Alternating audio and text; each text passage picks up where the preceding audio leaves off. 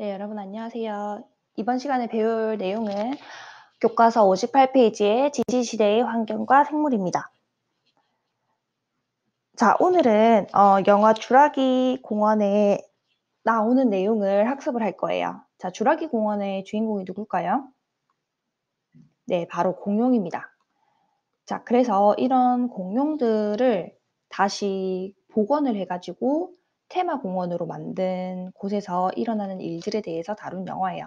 자, 그렇다면 이런 공룡들은 어느 시대에 살았을까요? 네, 맞습니다. 중생대에 살았어요. 자, 그렇다면 이런 공룡들은 어떤 환경에서 살았을까요? 네, 지금 옷차림을 보니까 좀 단순하죠. 그리고 잎사귀들을 보니까 대부분이 잎이 굉장히 크잖아요. 그래서 공룡들은 연중 따뜻한 그런 열대 우림에서 살았다고 생각하고 있습니다.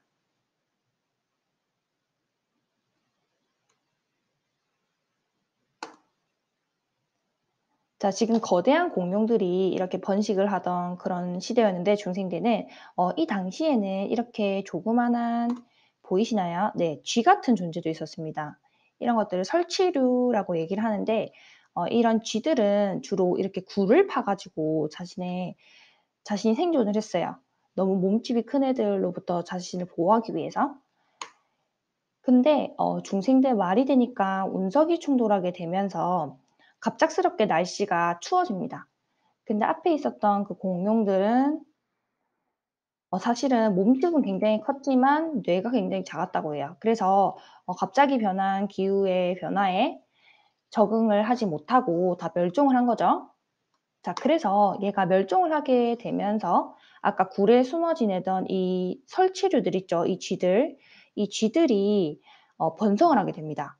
그래서 공룡이 멸종하게 되고 포유류가 번성을 하게 되는데 바로 신생대가 오게 된 거죠. 공룡이 멸종하게 되었으니까. 그래서 이 사람들이 바로 이것들이 바로 우리의 조상입니다. 그러니까 쥐가 우리의 조상이에요.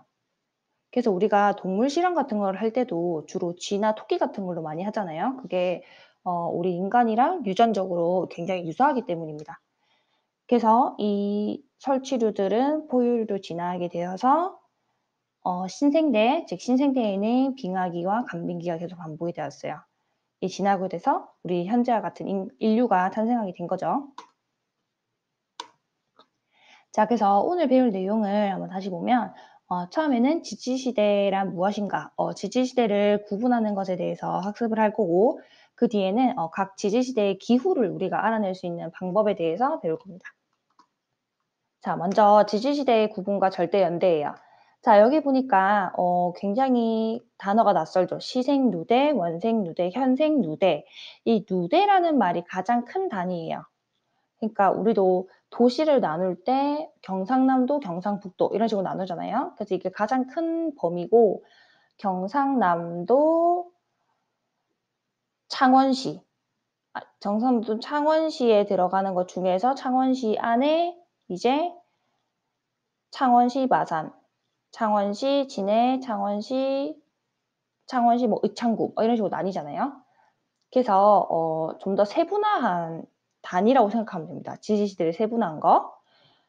자, 그래서 이 시생누대는 가장 오래된 것이고 원생누대는 그다음 현생누대가 현자가 현재잖아요. 그래서 가장 최근인데 이 현생누대부터 이제 다양한 생물들이 탄생을 하게 됩니다. 그래서 생물의 양이 폭발적으로 증가하게 된 것이 바로 고생대 캄브리아기예요. 이 고생대 캄브리아기 때 이제 생물이 폭발적으로 증가하게 되는데 그 원인은 그 이전부터 있었던 바다 있죠. 바다에서 이제 산소의 양이 증가하게 되면서 생물이 폭발적으로 증가했다고 생각하고 있어요.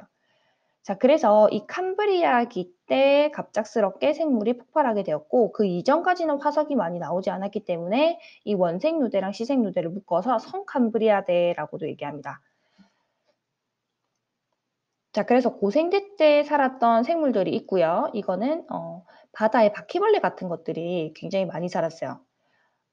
그러다가 얘가 갑작스럽게 그 멸종을 맞이하게 되고 중생대 지층으로 가게 되면은 이제 여기 쥐라기라는 것이 나오죠. 네, 이름에서도 볼 수 있듯이 중생대에는 공룡이 주로 살았어요. 공룡. 공룡이 살았고 공룡이 멸종하게 되면서 이제 포유류들의 시대가 오게 되는데 그것이 바로 신생대입니다. 그리고 현재 우리는 제4기, 제4기에 살고 있느냐 아니면 인류세에 살고 있느냐라는 논쟁이 굉장히 뜨거웠는데 얼마 전부터 이제 우리가 인류세, 인간에 의한 영향에 접어드는 지질시대에 들어갔다고 얘기를 해요. 그래서 인간에 의한 쓰레기들 있죠? 그런 것들이 화석으로 나오게 되는 인류세에 이제 우리가 들어가게 된 겁니다. 자, 그래서 정리를 하면 화석으로 남아있는 고생물의 출현과 멸종을 기준으로 지질시대를 구분할 수 있어요. 자, 그래서 우리 앞에 얘기했던 그 멸종을 했던 그 화석 있죠? 지질시대를 구분할 수 있는 화석, 그것을 바로 표준화석이라고 얘기하는데 이런 표준화석이 될 수 있는 좋은 조건은 그 시대에만 일정 기간 살아야 돼요. 그래서 일정 기간 번성하였다가 멸종한 생물의 화석이 표준화석이 될 수가 있고 지금 멸종했기 때문에 지금 현재는 우리가 볼 수가 없겠죠. 비슷한 것들은 찾을 수가 있지만 그 생물은 지금 없습니다. 자, 대표적인 것들이 바로 이 삼엽충이에요. 이 삼엽충은 우리 강원도에 가면 볼 수 있는데 바다의 바퀴벌레 같은 그런 존재였습니다. 자, 그리고 암모나이트의 경우에는 얘는 조개류의 일종이었는데 이것도 중생대에 살았다가 멸종을 했고 화폐석도 지금 현재는 볼 수가 없어요. 그래서 이것들은 시대를 얘기하는 좋은 화석이 되겠죠.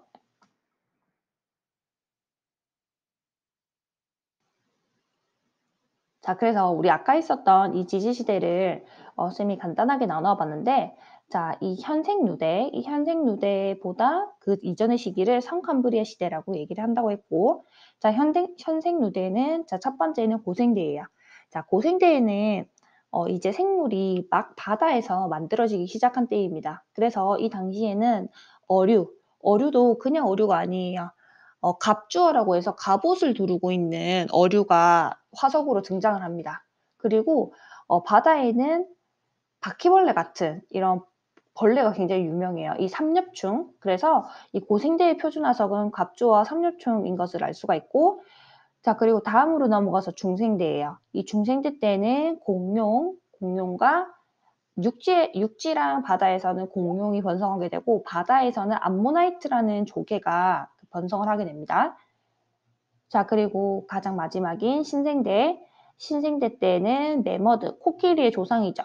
그리고 이 화폐석이라고 하는 거는 조개의 일종인데 바다에서 나오는 이 조개의 일종인데 이런 것들이 이 시대에 번성을 했다고 해요. 자, 그럼 먼저 성캄브리아 시대를 보도록 합시다. 성캄브리아 시대는 사실은 과학자들이 거의 화석이 나오지 않아서 생물들이 없는 시대라고 생각을 했는데 지질학적인 연구가 계속됨에 따라서 화석이 조금씩 발견이 되고 있어요. 그래서 이 당시에 살았던 이런 동물들은 뼈대를 갖추지 못하고 젤리 같은 그런 상태로 있었는데 그래서 이제 화석으로 남기가 힘들었겠죠. 이때 살았던 이런 동물들을 바로 에디아카라 동물군이라고 얘기를 합니다. 그리고 실제로 호주에 가면 이런 에디아카라라는 그 지역에서 이 동네 이름이에요. 이 지역에서 이 화석을 실제로 발견할 수 있습니다. 이게 그 화석이에요. 자, 그럼 넘어가서 고생대 봅시다. 고생대에는 이런 화석이 나오는데 지금 여기 보니까 이 형체가 물고기가 같죠. 네, 물고기인데 여기 이렇게 그 단단한 뼈대 같은 것들이 머리뼈 근처에 있는 거예요. 그래서 이것을 복원한 그림이 바로 이렇습니다. 와, 굉장히 무섭죠? 이빨도 굉장히 크고 여기 갑옷이 있어서 크기도 작은 것들도 있지만 큰 것들은 뭐 2m 정도에 달할 정도로 크기도 굉장히 큰 것도 있었다고 해요. 그래서 갑옷을 갖추고 있는 어류, 즉 갑주어가 표준화석이고 자, 그리고 고생대 바다에 있었던 것 중에 하나가 이 바퀴벌레처럼 생겼나요? 네, 충이라는 이름이 붙었으니까 일단 벌레겠죠. 근데 삼엽충이라는 말이 붙은 이유는 뭐냐면 우리 사람을 이렇게 해부를 해보면 사람 허파가 이렇게 두 개가 있는데 허파를 자세히 보면 약간 나뭇잎과 비슷합니다. 이 잎사귀 같은 모양과 비슷한데 그래서 우리를 그 허파를 이엽이라고 할 수 있어요. 우리는 두 개의 허파를 가지고 있기 때문에. 근데 이 삼엽충 같은 경우에는 지금 이 허파가 세 개입니다. 이 엽이 세 개로 이렇게 나뉘어져 있는 거죠. 그래서 삼엽충이라는 이름이 붙었고 그리고 얘는 바다에 주로 서식했다고 생각하고 있어요. 우리나라에서도 굉장히 흔하게 발견이 되는 것입니다. 이 모습은 삼엽충이 일렬로 가고 있는 그런 화석이에요. 자, 그럼 다음으로 넘어가서 중생대를 같이 보도록 합시다. 네, 중생대의 표준 화석은 바로 이 조개예요. 이 조개인데 이 조개를 바로 암모나이트라고 얘기합니다. 이 암모나이트라는 이름이 붙게 된 것은 바로 그 그리스 로마 신화에 보면 그리스 로마 신화나 아니면 뭐 성경 같은 데 보면은 그 암몬이라는 사람이 나옵니다. 암몬. 그래서 암몬이라는 사람의 머리에는 이런 뿔이 달려 있었어요. 그래서 이 암몬의 뿔을 닮았다고 해서 암모나이트라는 암모나이트라는 이름을 이 화석에 붙여준 거예요. 저희가 인기가 많아서 포켓몬스터에 보면은 이 암나이트라는 것도 나옵니다. 자, 지금 보니까 얘가 조개죠. 맞죠? 우리 일반적으로 보는 그런 조개인데 그 앵무조개를 닮았다고 얘기합니다. 자, 그리고 여기 이렇게 뭔가 그 양의 머리처럼 이렇게 꼬여 있는 것이 굉장히 특징적이죠. 이것은 중생대, 즉 공룡이 살았던 시기에 바다에서 같이 번성했던 화석이에요. 자, 그리고 우리가 그 흔히 알고 있는 공룡 또한 그 시대 중생대에만 살았고 현재는 볼 수 없는, 현재는 멸종했죠. 그래서 중생대의 표준 화석이에요. 자, 그럼 마지막으로 신생대 봅시다. 신생대에는 매머드가 번성했어요. 자, 매머드 보니까 얘는 가장 최근에 그 멸종을 했기 때문에 사실은 가장 상태가 좋습니다. 그래서 이런 털 같은 것도 남아있고 뭐 피부나 뭐 성대 이런 것도 다 복원을 할 수가 있어요. 자, 그래서 얘는 지금 빙하기를 건져냈기 때문에 뭐 털 같은 것들도 같이 잘 나오는 것을 볼 수가 있죠. 자, 매머드랑 같은 말이 맘모스입니다. 그래서 코끼리의 조상이라고 생각을 하면 되고 자, 매머드 외에도 매머드는 육지에서 번성했던 생물이었고 자, 그리고 바닷속에 사는 화폐석이라는 것이 있었는데 얘는 실제로 튀니스라는 나라에서 화폐로 사용이 됐습니다. 이런 돌멩인데 자, 이런 돌멩이가 어떻게 그 돈으로 사용될 수 있었을까요? 우리 보통 막 돈을 미조로 굉장히 많이 하잖아요. 네, 그래서 얘도 특징이 있었는데 이것을 반으로 갈라보면 이런 특징적인 무늬가 있었어요. 그래서 얘를 돈으로 사용을 할 수가 있었겠죠. 네, 얘도 신생대에만 번성을 했습니다. 자, 그래서 우리가 각 시대별 표준 화석에 대해서 알아봤는데 자, 그러면 이제 그 작은 탐구로 넘어가서 지질시대 만들기를 한번 같이 보도록 합시다. 자, 여러분들 이 시기를 대략적으로 기억을 하는 것이 중요합니다. 지금 우리 지구, 이 지구의 나이는 46억이라고 생각하고 있어요. 그리고 이 시생누대와 원생누대를 묶어서 우리가 성캄브리아 시대라고 얘기했죠. 자, 이거 기억해 놓으세요. 자, 고생대의 시작은 5억 4천년입니다. 고생대 시작은 5억 4천만 년 전인데 이걸 기억을 해두고 자, 그리고 고생대의 끝은 2억 5천만 년 그리고 중생대의 시작은 2억 5천만 년부터 6,600년 즉 공룡은 1억 년 전, 1억 년 전에는 공룡이 살았던 중생대였죠. 그래서 선생님이 어릴 때 보던 둘리라는 만화 영화에 보면 그 1억 년 전 옛날이 너무 그리워라는 가사가 나와요. 근데 실제로 그 둘리가 살았던 시대가 1억 년 전 중생대이기 때문이에요. 자, 그리고 신생대 같은 경우에는 6,600만 년 전부터 시작해서 그 현재까지를 얘기하는 겁니다. 자, 그래서 각 지지시대가 시작되고 끝난 이 시점 있죠. 이거는 반드시 기억을 해야 되고 자, 그리고 상대적인 길이도 알고 있어야 되는데 그 팁이 있습니다. 지금 생물이 거의 없었던 이 시대, 성캄브리아 시대가 가장 길죠. 가장 과거이기 때문에 가장 길다고 생각하면 되고, 그다음으로 오래된 게 누구예요? 고생대죠. 고생대가 그다음으로 길고, 중생대가 그다음으로 길고, 신생대. 가장 최근일수록 그 시기가 짧다. 이렇게 기억을 하면 편해요. 각 지지시대를 표시해보자. 여기 옆에 답이 나와 있죠? 자, 그래서 지금 보면 이 0시에 우리 지구의 시기가 시작을 했다고 하면은 거의 오후 9시부터 이제 고생대가 시작된다라고 얘기해요. 그리고 고생대는 대략 뭐 1시간 정도 지속이 되었고, 나머지 것들은 더 짧겠죠. 그래서 상대적인 길이는 성캄브리아 시대, 고생대, 중생대, 신생대의 순으로 짧아진다. 이렇게 기억을 하면 됩니다. 자, 그럼 이제 넘어가서 지질시대의 기후에 대해서 같이 봅시다. 자, 지질시대라고 얘기하면 과거의 시대를 얘기하는 거잖아요. 그래서 기상이 발달하지 않았었던 시기의 기후를 얘기하는 거예요.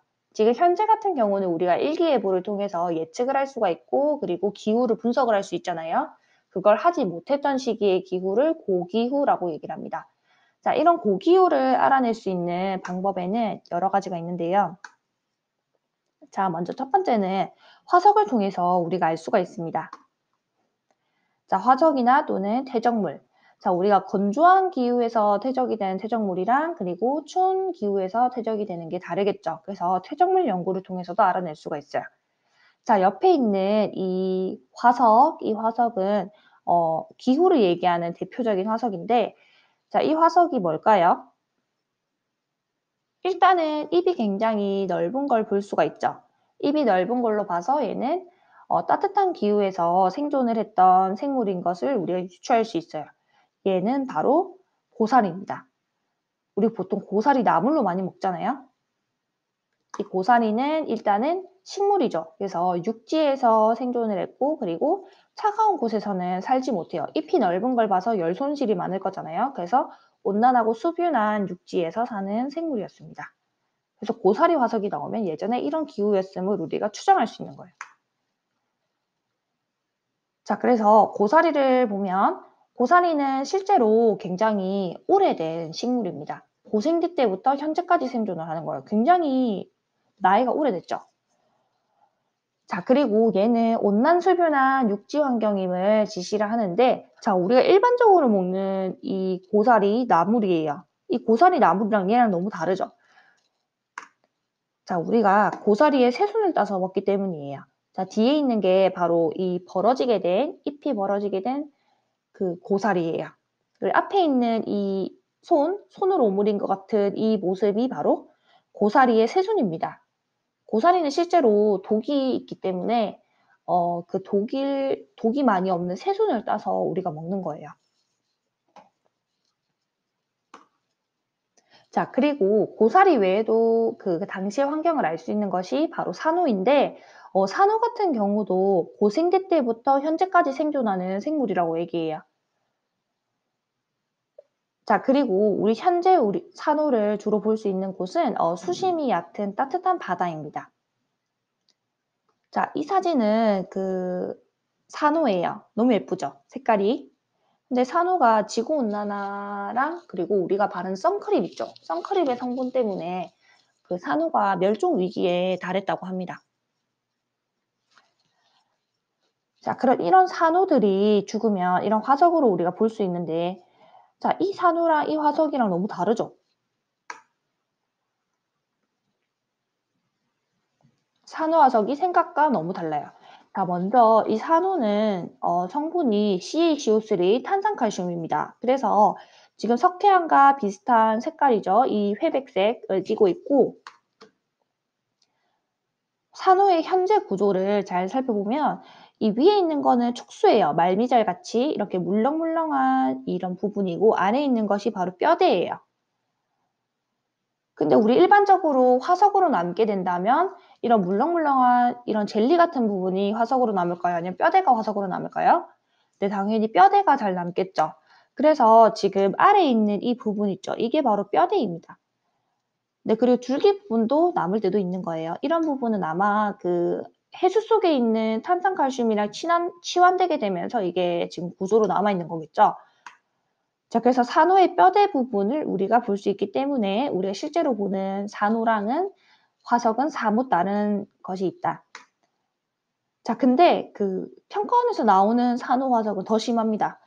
바로 이런 모습인데 이거는 뼈대만 남아있고 그리고 얘가 고생대 때부터 현재까지 살았기 때문에 보존 상태가 안 좋은 것이 많겠죠. 그래서 지금 뼈대 부분만 이렇게 남아있는 거예요. 자, 문제집에 나오는 모습입니다. 그래서 여러분들 이런 모습도 기억을 해두세요. 자, 현재 산호를 볼 수 있는 곳이 바로 하고수동 해변인데 이런 해변가예요. 여기 어딜까요? 네, 맞습니다. 지금 까만 색깔 돌들이 보이는 걸로 봐서 바로 제주도죠. 이 제주도의 우도라는 곳에 가면 이 하고수동 해변이라는 곳이 있는데 이 해변은 지금 여기서 보면은 그냥 모래로 이루어져 있는 것처럼 보이지만 실제로 이것은 모래가 아니라 산호들이에요.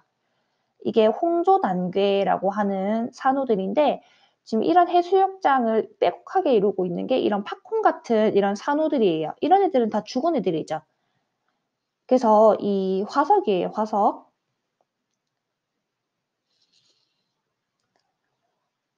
그래서 우리 진해 앞바다를 보면 이런 산호들이 많이 없는데 지금 제주도에 있는 이 하고수동 해변은 얕으면서도 따뜻한 바다이기 때문에 이런 산호들이 잘 자랄 수가 있는 거예요.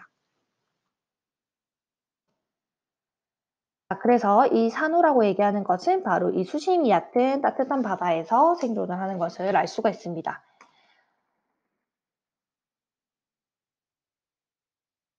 자, 그래서 우리 지금까지 배웠던 화석들에 대해서 정리를 하면 자, 산호나 고사리 같은 것들은 과거에서부터 지금까지 현재까지 살아있기 때문에 생존 기간이 굉장히 길죠.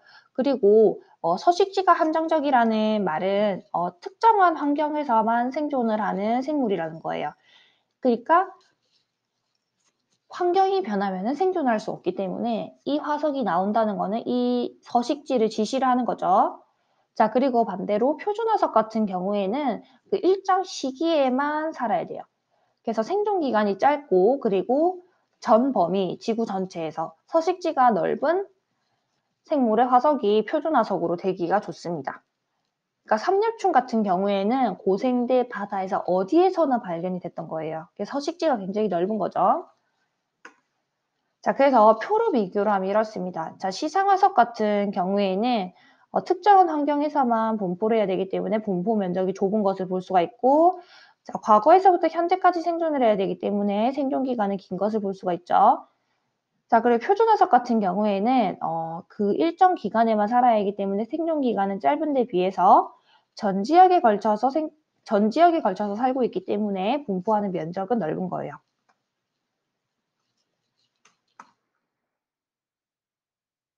자, 그럼 봅시다. 지금 시대별로 구분을 하면 가장 오래된 게 누굴까요?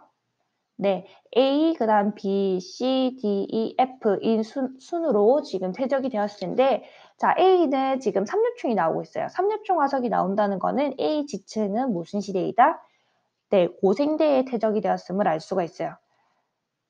자, 그리고 C를 보니까 지금 누가 있어요? 암모나이트가 있죠. 암모나이트가 있다는 것은 암모나이트는 중생대의 표준화석이죠. 그래서 이 C의 지층은 중생대에 퇴적이 된 것을 알 수가 있고 자, 그리고 마찬가지로 지금 E는 지금 누가 퇴적됐어요? 네, 메머드 화석이 있는 걸로 봐서 얘는 바로 신생대에 퇴적된 것을 알 수가 있죠. 자, 그래서 A, C, E 지층에서 표준화석이 발견되고 있기 때문에 우린 지지시대를 알 수가 있고 자, 그리고 이 사이사이에 끼어서 BDF가 나오고 있죠. BDF에서는 고사리가 나오고 있는데 이 고사리가 나오는 걸로 봐서 이 지층은 BDF가 쌓일 당시에 이 지층은 네, 온난수뷰난 육지였던 것도 우리가 알 수 있는 거예요. 그리고 참고로 이 삼엽충 같은 경우에는 고생대 바다에서 퇴적이 된 것이고 이 암모나이트는 중생대 바다 그리고 메머드는 지금 코끼리죠. 그래서 얘는 신생대의 육지에서 퇴적이 된 거예요. 그래서 다시 뭐 육성층과 해성층으로 구분을 한다면 자, A와 C 같은 경우에는 해성층으로 우리가 구분할 수가 있고 B, D, E, F 같은 경우에는 육성층으로 또 구분을 할 수가 있겠죠. 자, 그럼 이제 중요한 내용 나왔습니다. 고기후의 연구 방법이에요. 자, 우리 아까 얘기했던 화석을 통해서도 과거 기후를 연구를 할 수가 있지만 요즘은 구체적으로 온도 같은 것도 분석을 할 수가 있어요. 과거 온도가 어땠고 뭐 습도가 어땠는지 그게 그런 구체적인 연구 방법이 점점 개발되고 있기 때문인데 자, 첫 번째는 바로 빙하 퇴적물입니다. 우리가 빙하를 잘 볼 수 있는 남극이나 북극에 가면 이런 빙하 퇴적물을 시추를 해가지고 고기후를 분석을 할 수 있어요. 자, 그리고 두 번째는 지층에서 선출되는 화석입니다. 네, 아까 얘기했던 뭐 시상 화석도 들어갈 수가 있고, 자, 그리고 화분. 화분은 바로 꽃가루 화석이에요. 자, 꽃가루라는 것이 봄에 굉장히 많이 날리죠. 그래서 얘는 식물들의 정자라고 생각하면 됩니다. 그래서 정자를 분석하면 우리가 동물이 누군지 알 수 있잖아요. 그런 것처럼 이 화분을 분석을 하면 그 당시 살았던 식물들을 분석을 할 수가 있는 거죠. 자, 그리고 세 번째가 바로 나무의 나이테입니다. 나무의 나이테를 통해서도 우리가 고기후를 알 수가 있어요. 자, 그러면 네, 먼저 빙하를 볼 건데, 자, 여기는 바로 북극이에요. 북극. 자, 지금 보니까 이런 얼음이 이렇게 떠다니는데 얘는 빙하일까요? 아닐까요? 네, 빙하가 아닙니다. 우리 보통 얼음이 있으면은 학생들이 이런 걸 많이 떠올리는데 이거는 빙산이에요. 우리 보통 거대한 비밀이 숨어 있을 때 빙하의 일각이다 이런 말 잘 안 하죠. 빙산의 일각이다라는 얘기를 하잖아요. 그래서 바다 위에 떠 있는 이런 얼음 덩어리를 바로 빙산이라고 얘기해요. 자, 반대로 이 빙하라는 것들은 육지에 있습니다. 육지에 있는 것들이 떠밀려서 바다로 가면 빙산이 되는 거예요.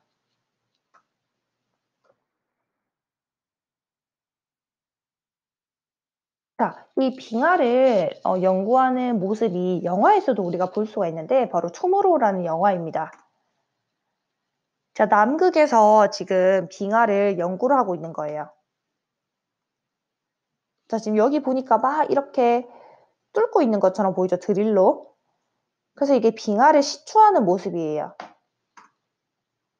자, 이렇게 빙하를 시추합니다. 이 드릴을 통해서 막 안으로 넣는 거죠.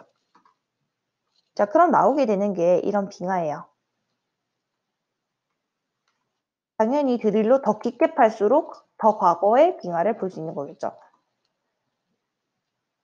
자, 그리고 이 뒤에 보니까 이 빙하들을 여러 지역에서 지금 따온 샘플들이 뒤에 있어요. 자, 그리고 이 사람이 바로 주인공인데 이 사람이 지금 어떤 걸 하고 있어요?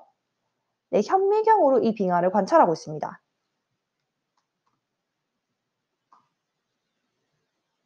자, 근데 연구를 잘 하고 있다가 갑자기 빙하가 갈라지게 돼요. 저 느낌이 그렇죠? 그래서 빙하가 갈라지게 되면서 이 사람이 막 뚫고 있던 지역이 사실은 크레바스가 있던 지역이었던 거예요. 협곡, 얼음 협곡. 그래서 이 드릴이 굉장히 비싼데 한 몇 억 합니다. 이 드릴이 굉장히 비싼데 얘가 떨어지게 되고 위기에 봉착하는 거죠. 근데 이 주인공이 이쪽에 남겨뒀던 이 샘플들이 생각이 나는 거예요. 그래서 이 샘플을 위해서 넘어갑니다. 넘어가서 이걸 들고 와요. 들고 오는데 여기 지금 딱 보니까 이게 건너가지 못했겠죠? 그래서 어떻게 되는지는 여러분들 이 결말이 어떻게 나오는지는 투모로우를 보면 나옵니다. 당연히 주인공이니까 살았겠죠? 그래서 이 빙하 시추물을 이렇게까지 소중하게 생각하고 들고 온 이유가 뭐냐면 얘가 과거 기후에 대해서 담고 있는 그런 과거 기후에 대해서 굉장히 많이 담고 있기 때문이에요. 자, 보면 이렇게 생겼는데 자세히 보니까 지금 이런 줄무늬 같은 것들이 나오는 것을 볼 수가 있죠. 어떤 것은 불투명하고 어떤 것은 막 투명해요. 근데 투명한 것도 잘 보니까 살짝 이렇게 약간 불투명한 부분이 있잖아요. 그게 왜 그런 거냐면 이 안에 공기 방울들이 굉장히 많이 담겨 있기 때문입니다. 이건 마치 어떤 느낌이냐면 우리가 가을음 있죠. 슬러시 같은 것을 막 먹게 되면 그것을 단단하게 뭉치게 된 그런 형태라고 생각하면 돼요. 마치 이런 것을 연상을 할 수가 있는데 이 빙수를 우리가 먹을 때 계속 이렇게 막 빙수가 쌓일 거잖아요, 얼음이 막 쌓이게 되면 아랫부분에 있는 얼음은 우리가 맨 마지막에 먹게 되죠. 맨 마지막에 먹을 때 보면 이 이 눈들이 치밀해져 있어가지고 이걸 숟가락으로 막 깨서 먹어야 돼요. 그 이유가 위에 있던 이 무게 있죠? 이 얼음들의 무게에 의해서 눌리게 돼서 얘네들이 치밀해지기 때문이에요. 빙하도 마찬가지입니다. 남극과 북극은 춥기 때문에 눈이 굉장히 많이 내리잖아요. 근데 그 위에서부터 계속 눈이 막 쌓이다 보니까 지금 이 무게에 의해서 아래쪽에 있는 눈들은 이제 뭉쳐지게 되는 거죠. 원래 이랬던 이 눈송이들이 이제 뭉쳐져서 이런 모습이 된 거예요. 자, 근데 여기서 중요한 게 눈은 소복소복 계속 쌓이다 보니까 막 우리가 물을 얼려 가지고 얼음을 만든 것처럼 투명하게 만들어지는 것이 아니라 그 안에 있는 공기들을 이렇게 가두게 되는 거예요, 이렇게. 그래서 우리 아까 봤던 그런 모습처럼 이렇게 약간 불투명한 모습을 그리게 됩니다. 자, 그래서 빙하라고 하는 것은 눈이 쌓이면 무게에 의해 다져지고 굳어져 빙하가 된다. 자, 그래서 우리 빙하를 통해서 알 수 있는 정보를 먼저 보면 첫 번째는 바로 빙하의 줄무늬입니다. 자, 빙하에는 이런 특정한 줄무늬가 있어요. 이 줄무늬들은 바로 1년 동안의 강설량을 알 수 있어요. 당연히 남극에서도 여름과 겨울이 있겠죠. 남극에 여름에 눈이 많이 올까요? 겨울에 많이 올까요? 네, 겨울에 훨씬 더 눈이 많이 옵니다. 그래서 겨울 동안에는 눈이 막 이렇게 쌓였다가 여름이 되면은 이제 따뜻하고 눈이 많이 안 오니까 약간 이게 눈이 쌓이지 않고 위에가 살짝 이제 침식되면서 위에 퇴적물 같은 것도 막 먼지 같은 것도 쌓이고 이러겠죠. 그래서 이 층 같은 게 이렇게 발견이 되는 거예요. 그리고 나서 다시 겨울이 되면 이제 눈이 막 쌓이게 되는 거. 자, 그래서 이 줄무늬 하나 있죠. 이 줄무늬 하나는 그 1년 동안에 쌓인 눈의 양을 볼 수가 있고, 자, 여기 보니까 지금 여기는 빙하 줄무늬의 두께가 굉장히 큰데 여기는 살짝 얇죠. 그래서 아래에 있는 지역에서 훨씬 더 그 눈이 많이 내렸음을 알 수가 있어요. 그래서 이거는 빙하에 생겨 있는 나이테라고 생각할 수 있습니다. 자, 그리고 빙하 코어를 시추하다 보면 이 빙하를 시추하다 보면 가끔씩 화산재가 나와요. 그러면 횡재한 겁니다. 이 화산재를 통해 화산재는 우리가 그때 그 지층에서 건층으로 사용된다 했죠. 열세층. 즉 화산재가 나오게 되면 이 시기를 우리가 연대를 정확히 측정을 할 수가 있어요. 자, 그럼 다음으로 넘어가서 이 빙하인데 빙하를 우리 아까 현미경으로 보던 거 있었죠? 그걸 보면 되는데 실제로 보면 이렇게 투명한데 그 안에 이런 공기방울들이 막 담겨 있습니다. 자, 바로 이런 건데 이 공기방울은 현재의 공기방울인 거예요? 아니면 과거의 공기방울인 거예요? 네, 그렇죠. 과거의 공기방울이기 때문에 이 얼음 방울들을 잘 포획해서 이것들의 성분을 분석을 하며 과거 대기의 조성을 알 수가 있는 거예요. 자, 그래서 두 번째는 빙하에 포함된 공기방울입니다. 네, 빙하에 포함된 공기방울을 잘 분석을 하면 먼저 첫 번째는 대기 중에 있는 이산화탄소의 함량을 분석할 수 있어요. 자, 우리 보통 그 뉴스나 이런 데서 보면 이산화탄소의 함량이 점점 늘어나고 있다 그런 기사 본 적이 있죠.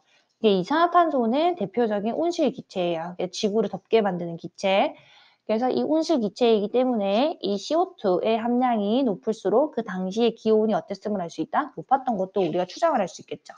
자, 그래서 실제로 이렇게 복원을 해본 건데 다양한 자료들과 비교를 해볼 때 지금 이 이산화탄소의 함량이랑 과거의 기후가 변동된 거랑 거의 어때요? 거의 비슷한 그 분포를 보이고 있죠. 그래서 이산화탄소의 함량을 비교하면 과거의 기온도 우리가 추정을 할 수가 있는 겁니다. 자, 그리고 두 번째는 대기 중 산소 동위원소의 함량비예요. 자, 산소 동위원소라고 하는 거는 산소도 사실은 많은 산소들이 있어요.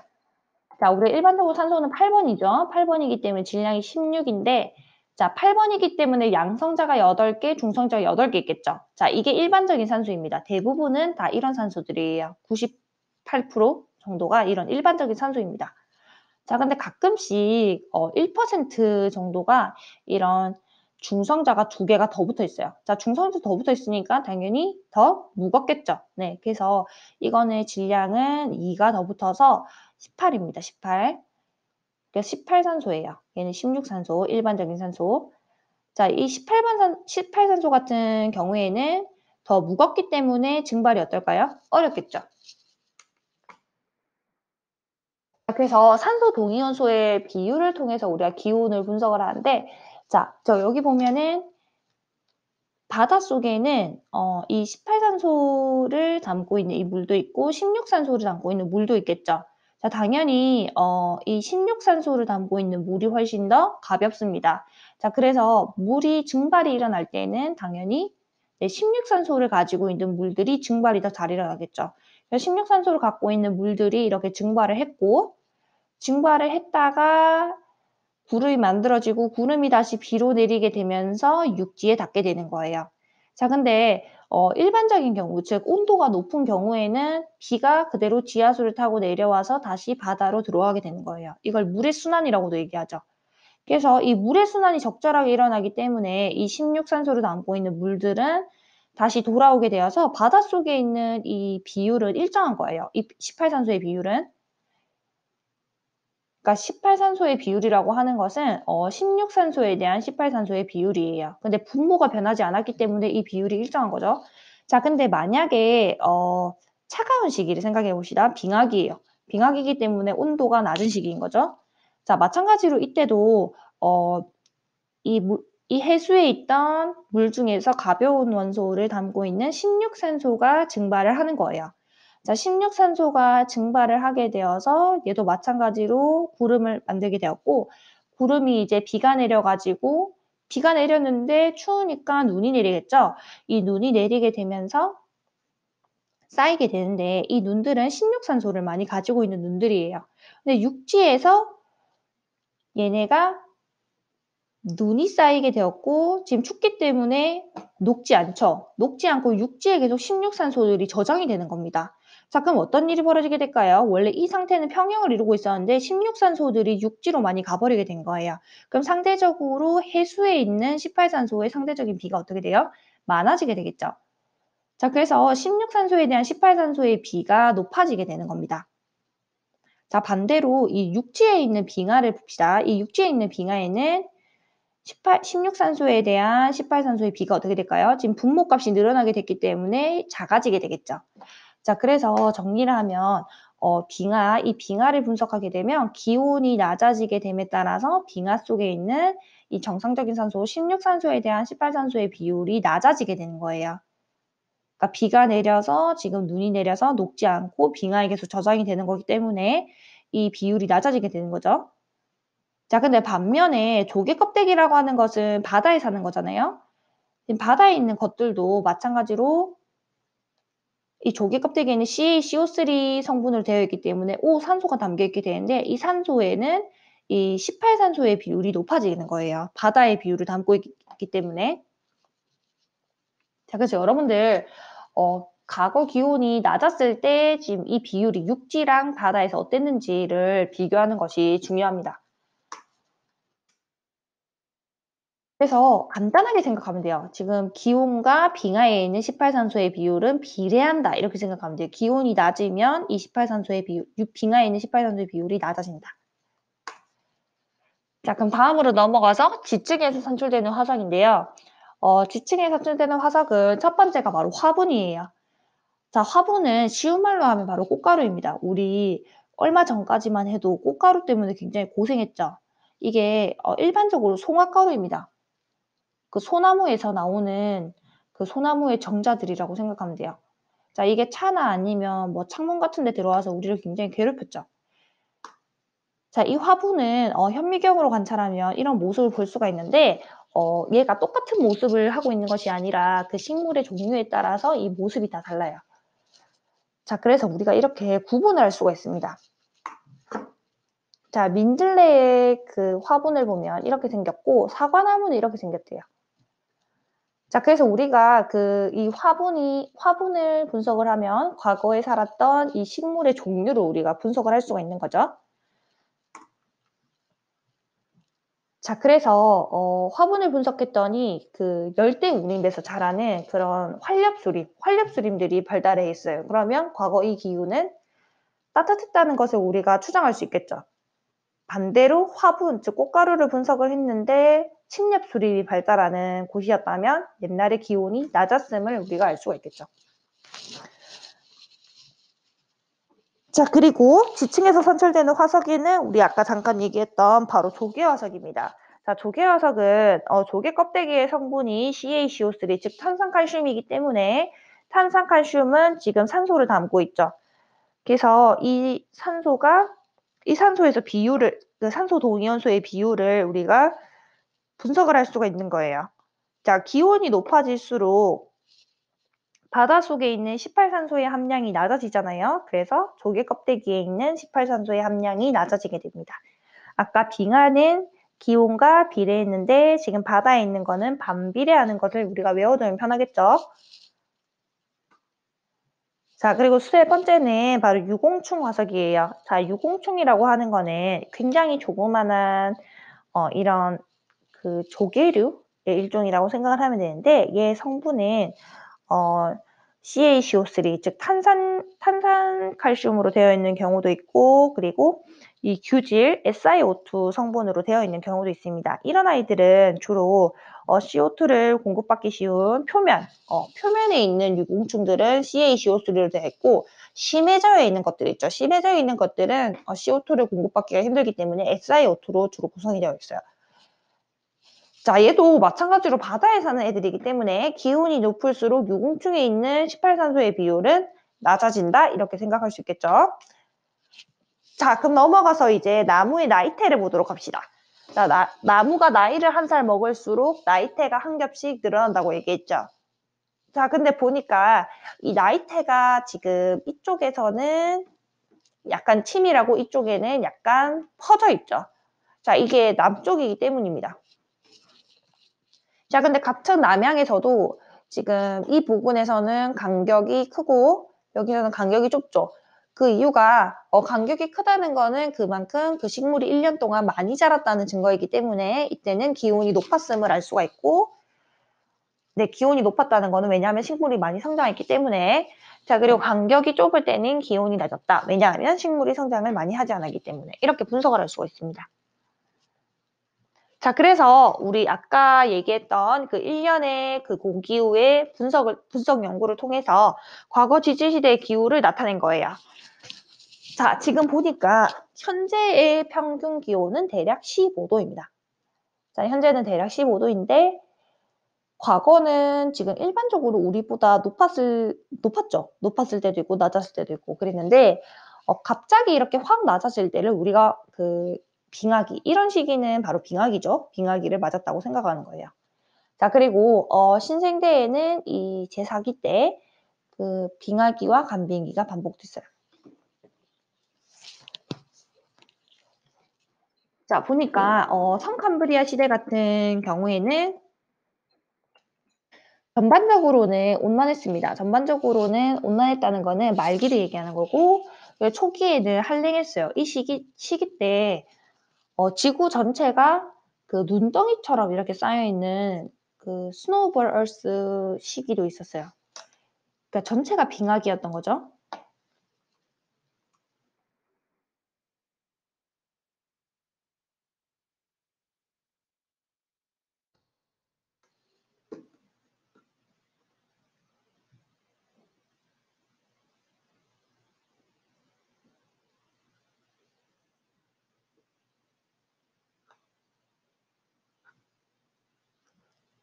자, 그리고 고생대를 보게 되면 고생대에는 초기에는 따뜻했어요. 근데 오르도비스기에 가게 되면서 갑자기 한랭해졌고 한랭했다가 다시 복원이 됩니다. 이때가 바로 빙하기예요. 이때가 빙하기가 오게 된 거고, 자, 그리고 고생대 말기에 가게 되면 페른기가 있는데 이 페른기가 되면서 페른기 말에 우리가 뭘 배웠어요?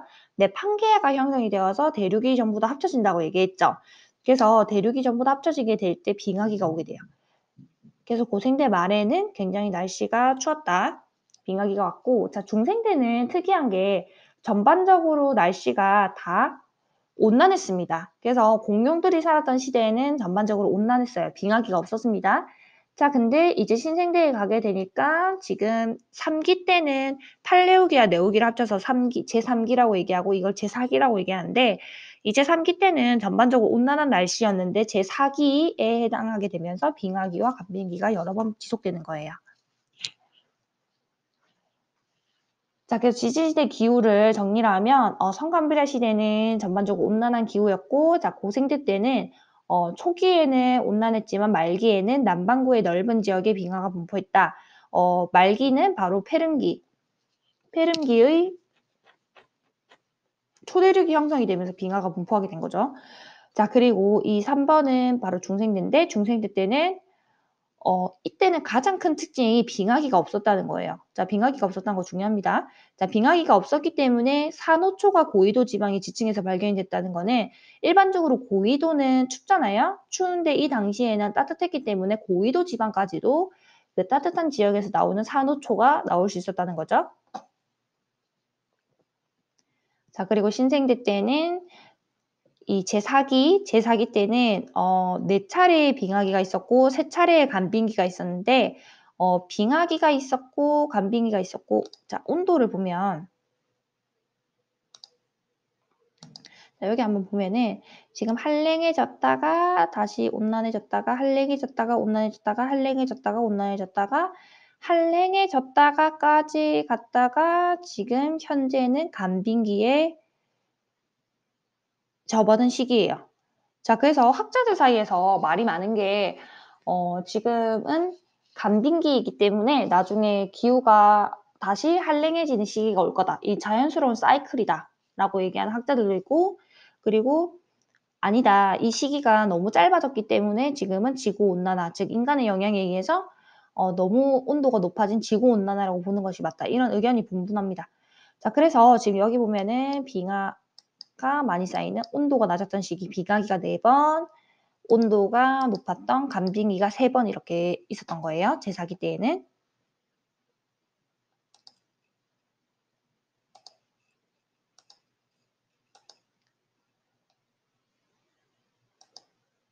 자, 그래서 오늘 우리가 배운 내용을 모두 학습했습니다. 여러분들 수고하셨습니다.